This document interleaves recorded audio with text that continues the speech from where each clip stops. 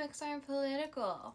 Well, I want to tell you that everything is political, including the weather. And I'm going to prove it to you by talking about Isaac Storm today by Erik Larson. This one is not my favorite Erik Larson book. I've been diving into a lot of nonfiction lately, including a lot of Erik Larson books.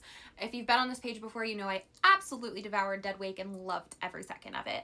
This one is an interesting read because it's definitely not his most accessible read, and that is because there is so much science in this book because it's a lot to do with meteorology, and that's okay.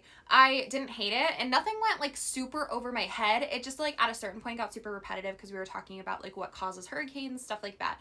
And so at a certain point, like, I was kind of over the sciencey portions of it, but that was okay.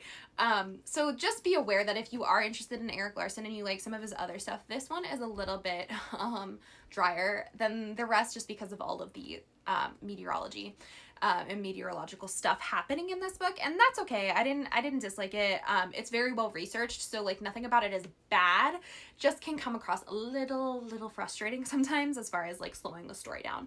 But with that in mind, what this book does insanely and like exceptionally well is talking about the politics that surround the United States Weather Bureau in the late 19th and turn of the 20th century. Like, it is kind of crazy to hear what was going on at this time because it's not something that I think most of us consider when it comes to politics as weather. However, this book demonstrates to you that, like I said, everything is political, including the weather, but especially the weather, because there is just so much about the storm itself that happens in Galveston, but also larger throughout the United States when it comes to reporting on weather at this time, that is just extremely politically contentious. The United States Weather Bureau, had resistance to using terms like hurricane and tornado because they didn't want to alarm anyone.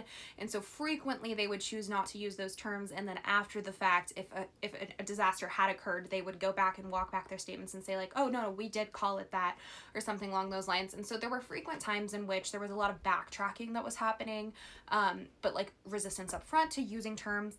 There was also officials that were very afraid of looking kind of, for lack of a better word, looking dumb or being like shown up by other meteorologists outside of the United States, particularly Cuba. Cuba had a really fantastic way of figuring out when hurricanes were going to hit.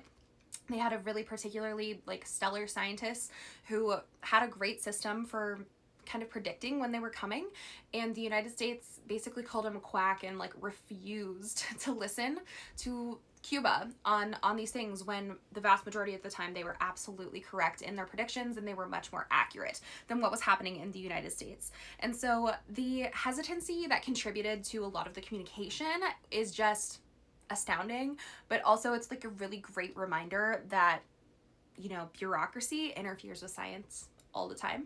I'm sure we as people living right now, as those who went through COVID, are very aware that bureaucracy can influence science, but I think sometimes we don't think about it in the sense of like, weather being science, and it is.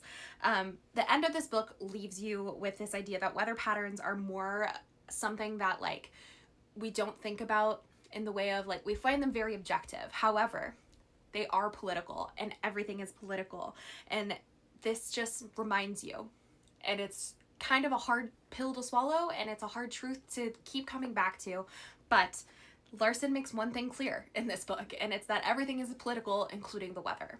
And so if that interests you, and if you're intrigued by things like that, especially in a time like right now, this one might be for you. Just like I said, warning, some parts of it are a little dry, but I believe in you. You can power through. I did it, and I am not a science girly.